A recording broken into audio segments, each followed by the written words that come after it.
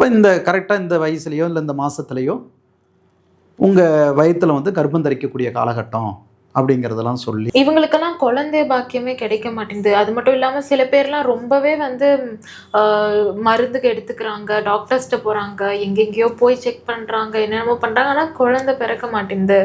இதுக்கான தீர்வு வந்து நாடி ஜோதிடத்தில் இருக்கா சார்? குழந்தை பாக்கியம் இல்லாமல் இருக்கிறவங்களுக்கு மகரிஷி வந்து அதற்குரிய ஆகம முறைகள், ஆகமங்கள்னால் அந்த பரிகார முறைகளெல்லாம் சொல்லி அந்த பரிகாரங்களை அவங்க முறைப்படி சம்மந்தப்பட்ட ஆலயங்கள்லாம் சென்று வழிபாடு செய்து வந்த பிறகு குழந்தை பெற்றுக்கிட்டவங்க நிறைய பேர் இருக்காங்க. நிறைய பேர் அதுலேருந்து பலனடைஞ்சிருக்கிறாங்க, நிறைய இருக்காங்க. அதுபோல் வந்து நிறைய பேர் நம்மள இன்னமும் தொடர்பில் நல்லபடியாக ஒரு உறவு முறைகள் இருந்துகிட்டு இருக்கு. வணக்கம் சார். வணக்கம்மா. வணக்கம். வணக்கம் சார். இந்த காலத்தில் பார்த்தீங்கன்னா நிறைய பேர் லேட் மேரேஜ் பண்ணுறாங்க. ஒரு சில இடங்கள்ல வந்து லாங் டிஸ்டன்ஸ் ரிலேஷன்ஷிப்ல இருக்காங்க, திருமணம் ஆனதுக்கு அப்புறமாவும். இவங்களுக்கெல்லாம் குழந்தை பாக்கியமே கிடைக்க மாட்டேங்குது. அது மட்டும் இல்லாமல் சில பேர்லாம் ரொம்பவே வந்து மருந்துக்கு எடுத்துக்கிறாங்க, டாக்டர்ஸ்கிட்ட போகிறாங்க, எங்கெங்கேயோ போய் செக் பண்ணுறாங்க, என்னென்னமோ பண்ணுறாங்க, ஆனால் குழந்தை பிறக்க மாட்டேங்குது. இதுக்கான தீர்வு வந்து நாடி ஜோதிடத்தில் இருக்கா சார்? இல்லை, இது வந்து இன்னைக்கு வந்து தேவையான ஒரு முக்கியமான ஒரு கேள்வி இது. ஏன்னா குழந்தை அப்படின்னு எடுத்துக்கிட்டாலே 12 காண்டங்களில் 5வது காண்டம் அப்படின்னு ஒன்று சொல்லப்படுதுங்க. அந்த 5வது காண்டம் குழந்தையினுடைய பிறப்பு அப்படிங்கிற ஒரு சப்ஜெக்ட் இது.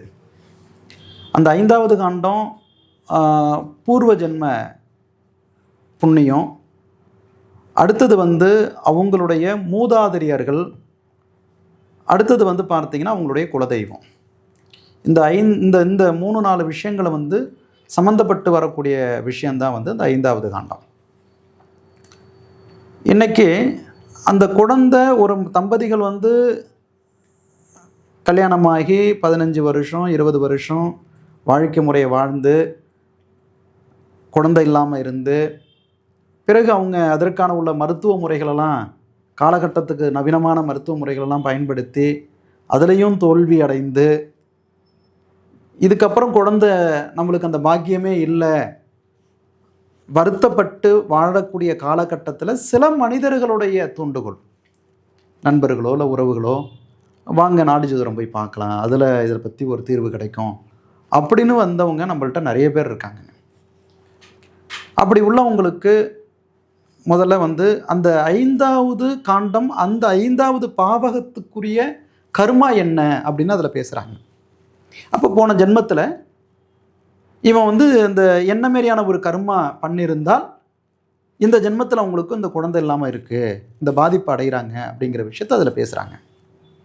அதில் பேசிய அதற்குரிய தீர்வுகள், இந்த தெய்வங்களை இந்த முறைகளில் போய் நீங்கள் வழிபாடு பண்ணணும், இவ்வளோ காலகட்டங்கள் இந்த வழிபாடுகளை செய்து அதன் பிறகு அதுக்காக சில எந்திர வழிபாடுகள் இருக்குது, அதெல்லாம் நம்ம வந்து முறைப்படி எடுத்துக்கிட்டோம்னால் அப்போ இந்த கரெக்டாக இந்த வயசுலேயோ இல்லை இந்த மாதத்துலேயோ உங்கள் வயிற்றில் வந்து கர்ப்பம் தரிக்கக்கூடிய காலகட்டம் அப்படிங்கிறதெல்லாம் சொல்லி நிறைய பேர் அதுலேருந்து பலனடைஞ்சிருக்கிறாங்க, நிறைய இருக்காங்க. அதுபோல் வந்து நிறைய பேர் நம்மள இன்னமும் தொடர்பில் நல்லபடியாக ஒரு உறவு முறைகள் இருந்துக்கிட்டு இருக்காங்க. அது என்ன மாதிரியான குழந்தை, எந்த காலகட்டத்தில் பிறக்கும், அந்த குழந்தையினுடைய வளர்ச்சி எப்படி இருக்கும், அந்த குழந்தையினுடைய பிறப்புக்கு பிறகு இவங்களுடைய வளர்ச்சி முறை எப்படி இருக்கும், யார் அந்த தம்பதிகளுடைய வளர்ச்சிகள் எப்படி இருக்குங்கிறதெல்லாம் அதில் சொல்கிறாங்கங்க.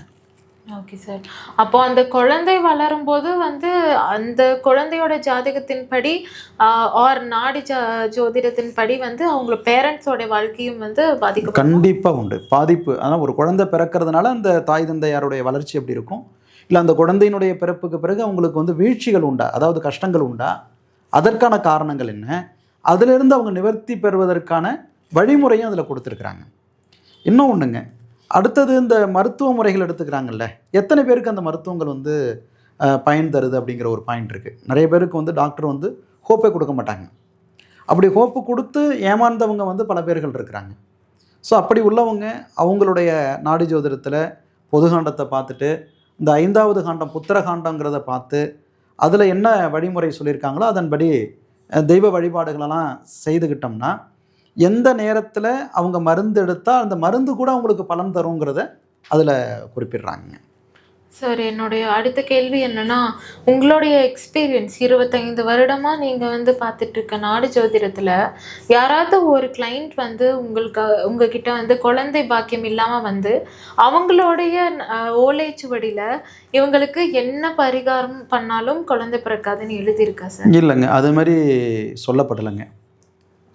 சில பேருக்கு வந்து ஜாதகத்தில் வந்து அந்த புத்திர தோஷங்கள் இருந்து குழந்தை பாக்கியம் இல்லாமல் இருக்கிறவங்களுக்கு மகரிஷி வந்து அதற்குரிய ஆகம முறைகள், ஆகமங்கள்னால் அந்த பரிகார முறைகளெல்லாம் சொல்லி அந்த பரிகாரங்களை அவங்க முறைப்படி சம்மந்தப்பட்ட ஆலயங்கள்லாம் சென்று வழிபாடு செய்து வந்த பிறகு குழந்தை பெற்றுக்கிட்டவங்க நிறைய பேர் இருக்காங்க. அப்போ என்ன நடந்தாலும் அதுக்கு பரிகாரம் இருக்கு. அந்த பரிகாரம் அதில் இதுதான் அதில் முக்கியமான ஒரு பாயிண்ட்டு. அந்த புண்ணியம், அந்த கெட்டதுலேயும் நல்லதுன்னு சொல்லுவோம், அந்த ஒரு நல்லது செஞ்சு அந்த புண்ணியங்கள் பெற்றவங்க மட்டும்தான் அந்த நாடி ஜோசியத்தை வந்து பார்த்து பலனடைய முடியுங்கிறதும் ஒரு பிராப்தம் இருக்குங்க. இது எல்லாராலையும் நாடி ஜோதிடம் வந்து பார்க்க முடியாது. அந்த நாடி ஜோதிடத்தை தெரிஞ்சுக்கிறதுக்கு அவங்களுக்கு அந்த விதி இருக்கணும். அதையும் மகரிஷி குறிப்பிடுறாங்க. சார் நன்றி சார். நன்றிம்மா, நன்றி.